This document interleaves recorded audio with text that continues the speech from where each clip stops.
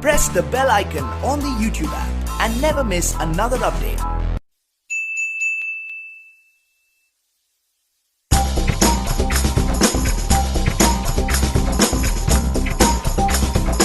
नमस्कार, मैं प्रभात सिंह आप लोगों के बीच NCERT class 10 lesson 3 metals and non metals लेकर उपस्थित हूँ।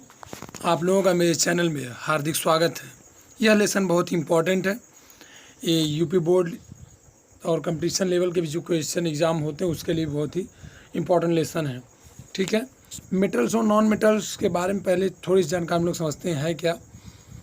पहले जब तत्वों का वर्गीकरण किया जाता था तो प्राचीन काल में तत्वों को मुख्य दो भागों में बांटा गया था, धातु और अधातु। जब इनके बारे में अधिक जानकारी ज्ञात हुई तो कुछ ऐसे तत्व मिले जिनमें धातु और अधातु दोनों लक्षण उपस्थित थे, तो इन्हें तीन भागों में बांटा गया, धातु, अधातु और उपधातु। अब आते हैं हम लोग अपने टॉपिक पे।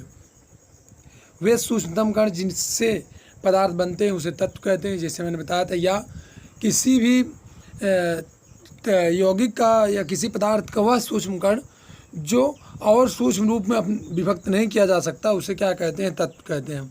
ठीक है, तो तत्वों के का सरलतम अध्ययन करने के लिए हम लोग उनके गुणों के आधार पर इन्हें तीन भागों में विभक्त किए हैं, धातु, अधातु और उपधातु। धातु कौन है? धातु वे पदार्थ होते हैं जो क्या करें, विद्युत, ऊष्मा और विद्युत के, ऊष्मा के बहुत सारे ऐसे गुण हैं जो धातुओं में पाए जाते हैं। एक आज के क्या होते हैं, सुचालक हों, या आप ऐसे बता सकते हैं जो इलेक्ट्रॉन त्यागें, इलेक्ट्रॉन त्याग कर धनान बना लें, वो सब क्या कहलाते हैं, धातु कहलाते हैं। जैसे मरकरी एक ऐसा धातु है जो द्रव अवस्था में पाया जाता है, बहुत ही इंपॉर्टेंट है। एक कंपटीशन क्वेश्चन भी आता है कि मरकरी क्या, Hg इसका सिंबल है, आप लोग इसको देखे होंगे, ऐसे लिखा जाता है Hg। और जो ब्लड प्रेशर जो चेक करने की जो मशीन होती है उसमें मरकरी भरा रहता है। ठीक है, आगे चलते हैं। उसके बाद जैसे यहाँ पे आप लोग देख रहे होंगे Au मतलब होता है सोना, फिर Ag सिल्वर है, कापर है, सोडियम है, मरकरी है, ETC, ये सभी क्या कहलाते हैं, धातु। धातुओं के भौतिक गुण, धातु भौतिक गुण क्या क्या हैं, तो धातुओं के भौतिक गुण का मतलब यह होता है कि जो उनके प्रत्यक्ष या जो प्रत्यक्ष रूप से गुण प्रदर्शित करते हैं उन्हें भौतिक गुण कह सकते हैं। ठीक है, देखते हैं नंबर 1, धात्विक चमक। धात्विक चमक धातुओं में विशेष प्रकार की चमक होती है। ठीक है, यह विद्युत एवं ऊष्मा के क्या होते हैं, सुचालक होते हैं। ठीक है, इसमें जो होता है ऊष्मा एक जगह से दूसरी जगह फ्लो कर सकती है, उसके अलावा करंट एक जगह से दूसरी जगह फ्लो कर सकता है।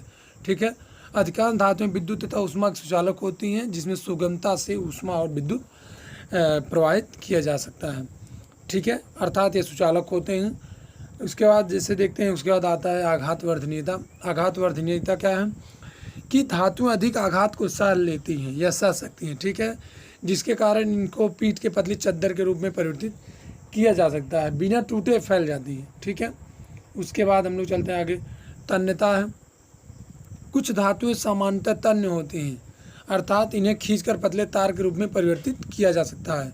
यहाँ हम लोग देखते हैं 1 ग्राम सोने से 2 किलोमीटर लंबी तार बनाई जा सकती है। 1 ग्राम सोना से 2 किलोमीटर लंबी तार बनाई जा सकती है। उसके बाद कठोरता की बात करें तो साधारण ताप और मुख्य धातुएं ठोस अवस्था में पाई जाती हैं, अर्थात कठोर होती हैं, जैसे लोहा हो गया, एल्युमिनियम हो गया, सोडियम हो गया। ठीक है, लेकिन इसमें एक चीज़ अपवाद है, सोडियम और जो पोटेशियम ये सब मृदु अवस्था में पाई जाती हैं, बहुत सॉफ्ट होती हैं। ठीक है, जिन्हें चाकू से काटा जा सकता है। गलनांक और क्वथनांक क्या है, आप यहाँ पे एक बात समझिएगा।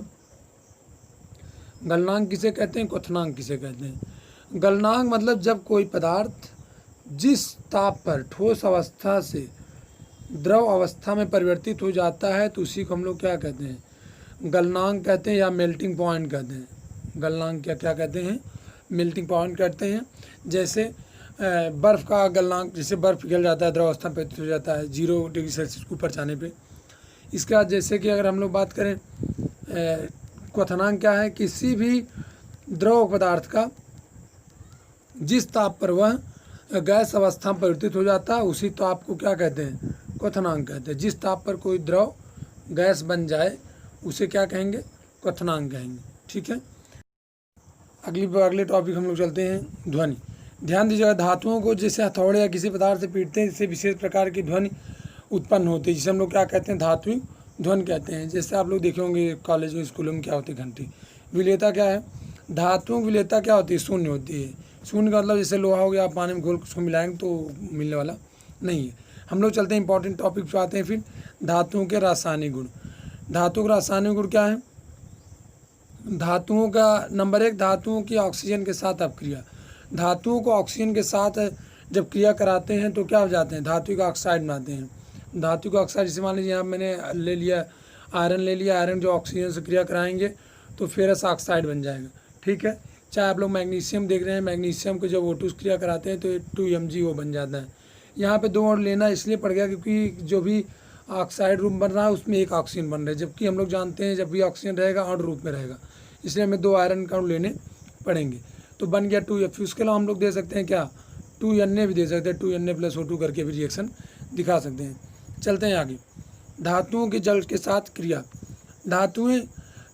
धातुओं की क्रियाशीलता के अनुसार धातुएं जल के साथ भिन्न भिन्न प्रकार से क्रिया करती हैं और क्या बनाती हैं, धात्विक ऑक्साइड बनाती हैं। अगर कॉमन एक जनरल फार्मूला की बात करें तो मेटल + H2O एरो बना के metal hydra oxide + hydrogen gas, ठीक है, ये कॉमन फार्मूला है। यहाँ यम मतलब क्या है, यम का मतलब आप लोग यहाँ पे Ca भी ले सकते हैं, Mg भी ले सकते हैं, ठीक है, Ca भी है, Mg भी ले सकते हैं, जितने धातु वहाँ पे मान आप रख सकते हैं यम का स्थान पे। यम का स्थान पर आप मान रख के देख सकते हैं। जैसे हमने मान रख दिया यहाँ पे कैल्शियम, जब कैल्शियम को हम लोग क्रिया कराएंगे किससे, जल से, तो कैल्शियम हाइड्रोक्साइड चूना बन जाएगा, प्लस क्या बन जाएगा, हाइड्रोजन गैस मुक्त हो जाएगी। मैग्नीशियम ले लिए, मैग्नीशियम जब जल से क्रिया करेगा तो मैग्नीशियम ऑक्साइड और क्या बन जाएगा, हाइड्रोजन गैस मुक्त हो जाएगी, ठीक है। आगे चल हम लोग देखते हैं धातुओं का तनु अम्ल से क्रिया, ठीक है, metal reaction with the diluted acid.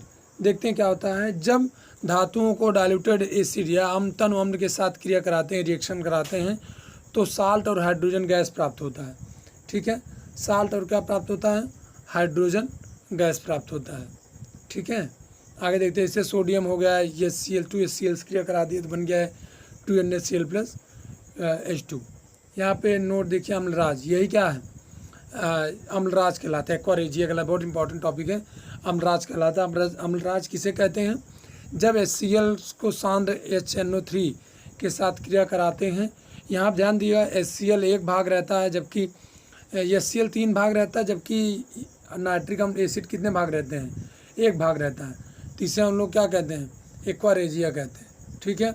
इसका उपयोग चांदी, सोना, प्लेटिनम आदि को गलाने में किया जाता है। एक्वारेजिया क्या है, फिर यहाँ ध्यान दीजिएगा कि HCl और नाइट्रिक अम्ल के मिश्रण 3:1 के मिश्रण को क्या कहते हैं, एक्वारेजिया कहते हैं, ठीक है। धातुओं के क्लोरीन के साथ अपक्रिया, धातुएं क्लोरीन के साथ अपक्रिया करके धात्विक क्लोराइड बनाती हैं, बहुत कॉमन से रिएक्शन है, ठीक है। लेकिन आप लोग यहाँ ध्यान दीजिएगा कि ये यहाँ पे जैसे MCl2, यहाँ पे यम क्या है, मेटल दिखाया जा रहा है, मेटल + क्लोराइड इक्वल टू हो जाए मेटेलिक क्लोराइड, ठीक है, धात्विक क्लोराइड। लेकिन कुछ जगह अपवाद हो जाते हैं, जैसे आप ध्यान दीजिएगा N एक साथ, क्योंकि सोडियम की जो वैलेंसी है संयोजकता 1 है और ये 2 क्लोरीन को एक साथ जोड़ नहीं सकता, इसलिए 2 सोडियम की आवश्यकता पड़ेगी। तब 2 सोडियम क्या बना देंगे, 2Na + 2NaCl, ठीक है। लेकिन Mg के साथ फार्मूला लागू हो जाता है, Mg + Cl2 और बना के MgCl2। आधात, वे पदार्थ जिसमें धात्विक गुण नहीं पाए जाते हैं और भंगुर हो, उन्हें क्या कहते हैं, आधात कहते हैं। या जो इलेक्ट्रॉन ग्रहण करके ऋणायन बना लें, उन्हें क्या कहते हैं, आधात कहते हैं। जैसे कार्बन, नाइट्रोजन, सल्फर, जितने गैस आप लोग देख रहे हैं सभी क्या अधिकांश सभी क्या हैं, अधातु हैं। अधातुओं में भौतिक गुण क्या क्या है, इसमें धात्विक चमक नहीं पाई जाती है, ठीक है, मलिन होते हैं, यह विद्युत और ऊष्मा कुचालक होते हैं या भंगुर होते हैं, इसमें तन्यता नहीं होती है। कठोरता, अधातुओं में कुछ जैसे हीरा अत्यधिक कठोर होता है, जबकि सल्फर फास्फोरस मृदु होते हैं, इसमें ध्वनि नहीं होती है, ठीक है। रही बात विलेयता की, अधातु अन्य द्रवों में विलय हो जाती हैं। अधातुओं के रासायनिक गुण क्या हैं, रासायनिक गुण तो हम लोग पहले चेक करते हैं, रासायनिक गुण ऑक्सीजन से क्रिया से ही चेक करेंगे, रिएक्टिव विद द ऑक्सीजन।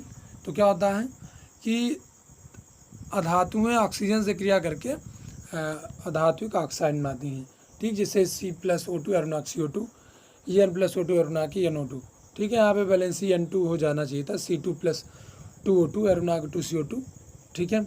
उसके अलावा नंबर देखते हैं नंबर 2, अधातुएं जल से अपक्रिया नहीं करती हैं। नंबर 3, अधातुओं की अम्ल से क्रिया, ठीक है। अधातुएं तन अम्ल से क्रिया नहीं करती हैं। अधातुओं को हाइड्रोजन से अपक्रिया, अधातुएं हाइड्रोजन से क्रिया करके हाइड्राइड बनाती हैं। तो जैसे अधातु नाइट्रोजन हो गया, नाइट्रोजन जब हम लोग क्रिया करा रहे हैं 3 हाइड्रोजन से, तो क्या बना लिया, अमोनिया बना लिया, ठीक है। अपवाद क्या है, मरकरी को छोड़कर सभी धातुएं ठोस हैं, ठीक है। कार्बन ऐसी धातु है जो सभी अवस्था में विद्यमान है। उसके अलावा धातुएं अधातुओं के बाह्य या कह सकते हैं आयनिक बंध विद्युत संयोजक बंध बनाते हैं, ठीक है। जैसे मान लीजिए धातु क्या हो गया, कैल्शियम धातु है और क्लोरीन धातु है, तो क्या आयनिक बंध बनाएंगे, ठीक है। इसके बाद हम लोग चलते हैं धातुओं की उपस्थिति या प्राप्ति कहाँ होती है।